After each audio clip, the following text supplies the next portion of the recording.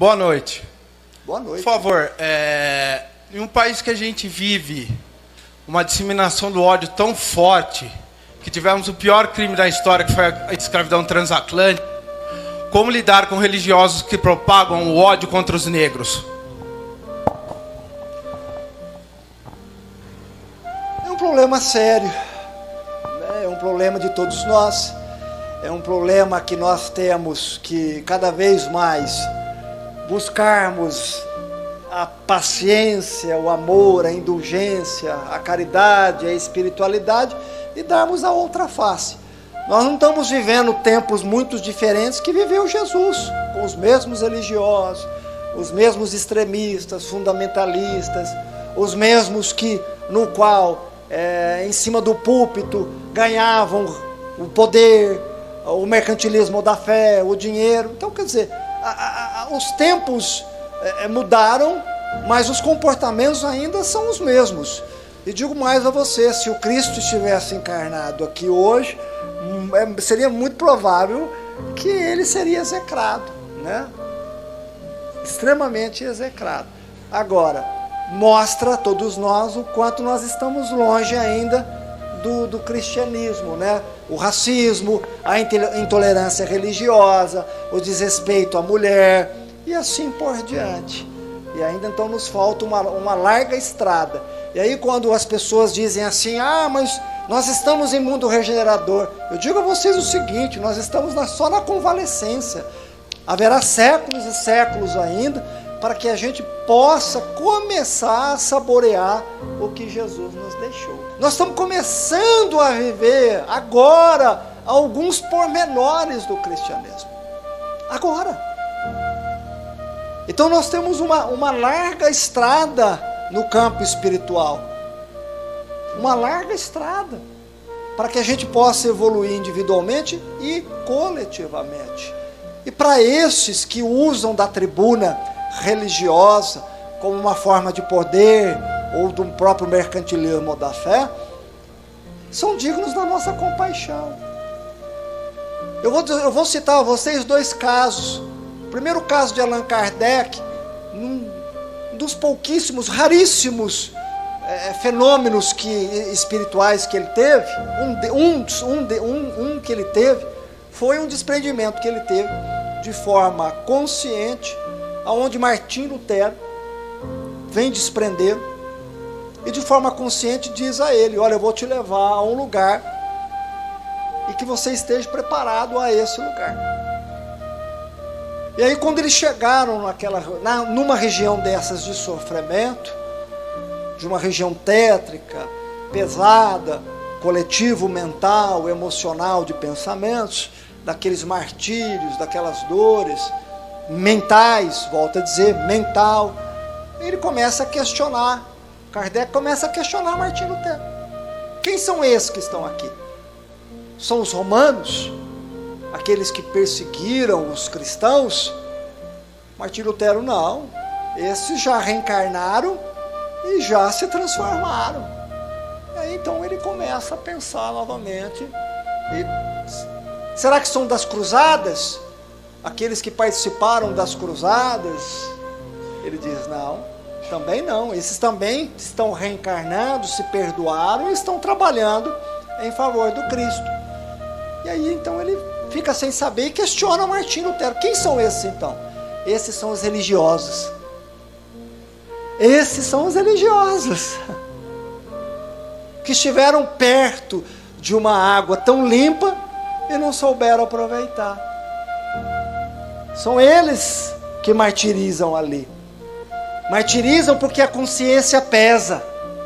Martiriza pelo tempo gasto somente no poder, o ter, o acumular, a soberba, a arrogância. Escoaram o tempo em suas mãos e perderam a oportunidade de se transformar, de se fazer o bem. São esses que estão aí. E aí Eurípides também passa, Eurípides Barçanufo passa por uma mesma circunstância. Se desprende do corpo, é levado a regiões celestiais e chega à presença do Cristo. Isso ele comenta. Quando ele olha para o Cristo estava chorando, rolavam lágrimas. E aí ele comenta, ele pergunta ao Cristo: por que choras, mestre? Chora pelos aflitos, pelos moribundos, pelos excluídos, pelos marginalizados. E aí Jesus diz: não, meu filho, esses todos não estão órfãos. Eu choro pelos religiosos. Eu choro por aqueles que têm a oportunidade de fazer o bem, aqueles que têm a oportunidade de falar pelos marginalizados, de agir pelos excluídos.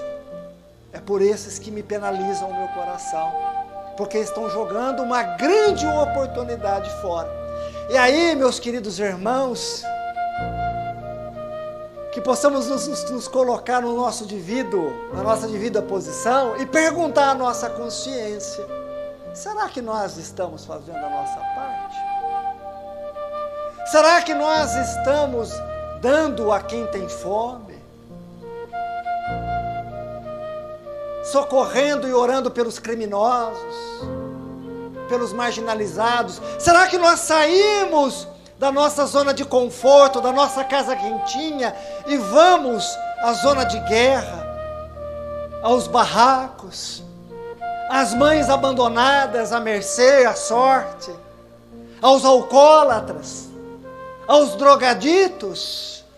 Será que nós estamos fazendo a nossa parte? Será que nós somos tão diferentes desses religiosos?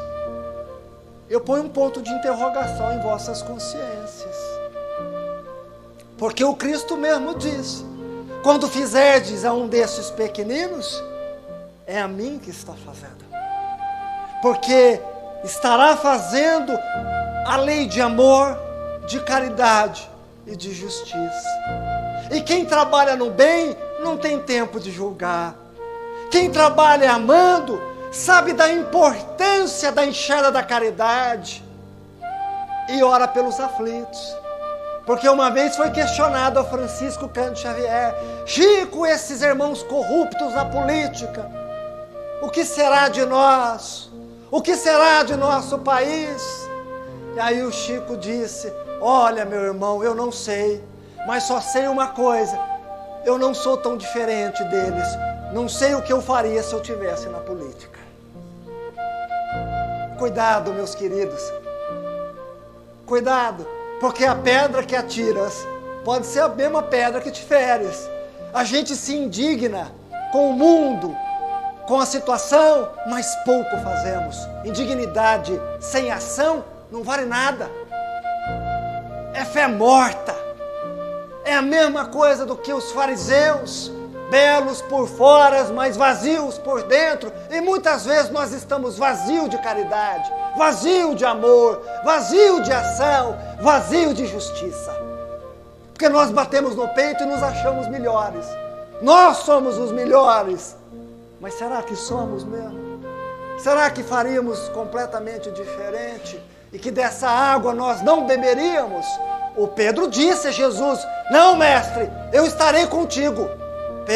Pedro, antes que o galo cante 3 vezes, você vai me negar. Dizendo para ele: abaixa a tua bola. Você está falando algo que você ainda não viveu e nem sabe o que você vai viver. Quando a mãe de João e Tiago chega a Jesus: mestre, eu queria que meus filhos tivessem uma à direita e outra à esquerda. Jesus responde: só a Deus cabe isso, mas digo-lhe uma coisa: eles vão experimentar o cálice amargo. O cálice que eu experimentei, eles vão experimentar. Eles vão experimentar a calúnia, a difamação, o ódio, a tristeza, o abandono, e ainda vão ter que aprender a amar. Em terra seca, infértil, como assim fez Jesus, nos ensinou. Porque ele foi abandonado, crucificado. Pouquíssimos ficaram ali. Eu digo isso porque penso na minha condição como um espírito falido moralmente, com dívidas conscienciais até o pescoço, até mais um pouquinho. tendo a permissão de conviver com esse espírito venerando que é a irmã Teresa, aonde eu aprendi um pouco do amor. Aprendi a silenciar, a calar e a perceber que a justiça de Deus se faz no trabalho do amor, não só os oprimidos, mas também com os opressores. Porque os oprimidos de hoje, se não viverem a lei do amor e do perdão, serão os opressores de amanhã pela roda da reencarnação. Se nós não dermos a nossa face, em primeiro lugar, amparando o estado de violência através da compreensão, do amor, da resignação, nós não entenderemos o que é a paz. Porque paz não é individual, é coletiva. Então, como um espírito pequenino que sou, e dando graças a Deus por estar aqui com vocês, dividindo um pouco desse banquete fraternal, agradeço a oportunidade de me encontrar trabalhando no bem, porque minhas dívidas são muitas, mas digo a vocês, também não faria diferente, porque tenho imperfeições. E uma vez que nós mergulhamos na carne, tudo aquilo que nós prometemos no mundo espiritual de fazer, do que é lindo, de bom, nobre, belo, se enterra no mortuário físico. Aonde nós somos norteados e bombardeados pelo inconsciente, pelo gênero de prova, que muitas vezes nos custa acreditar que nós temos que passar por isso. Nos custa acreditar, mesmo conhecedores da lei de causa e efeito, de que nós temos que resgatar. E aí nós queremos fazer a barganha com a espiritualidade.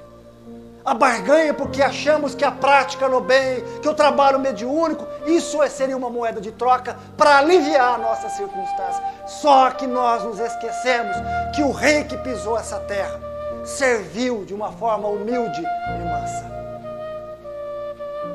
Nós nos esquecemos disso. E pior, somos devedores da nossa consciência. E aí quando retornamos ao mundo espiritual, aquela vergonha íntima, aquele vazio na alma, de olhar para trás e ver a oportunidade jogada fora.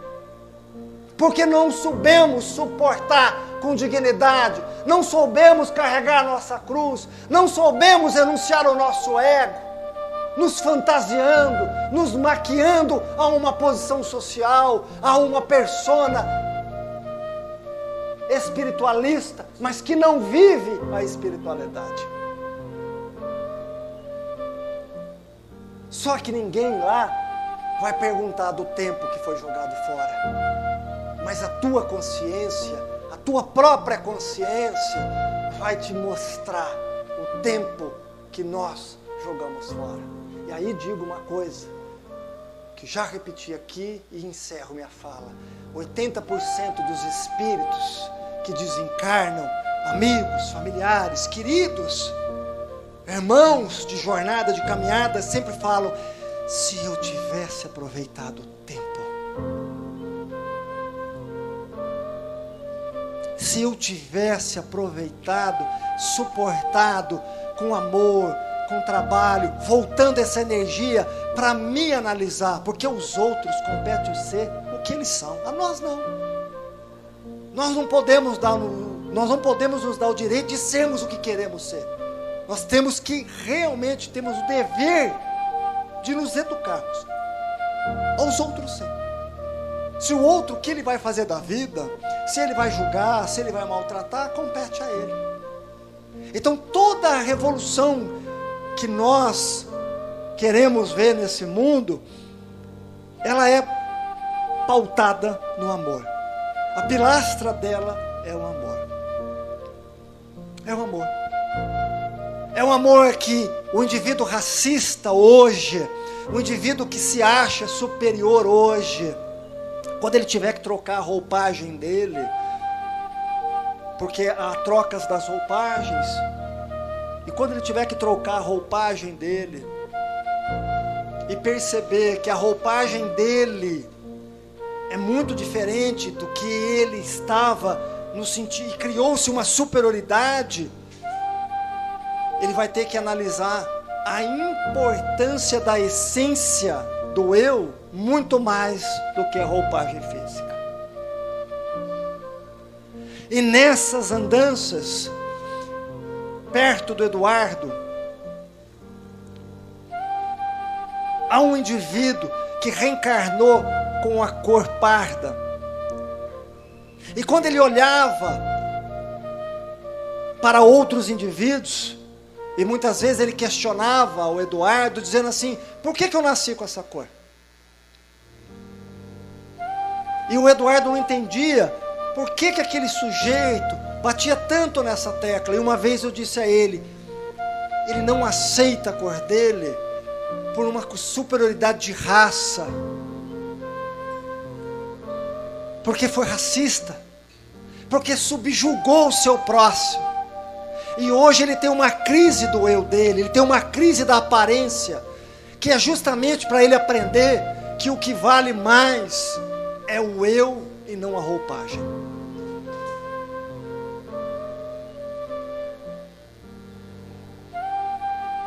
É ter o amor próprio, é se amar. E nós devemos nos amarmos. Que Jesus nos abençoe abundantemente.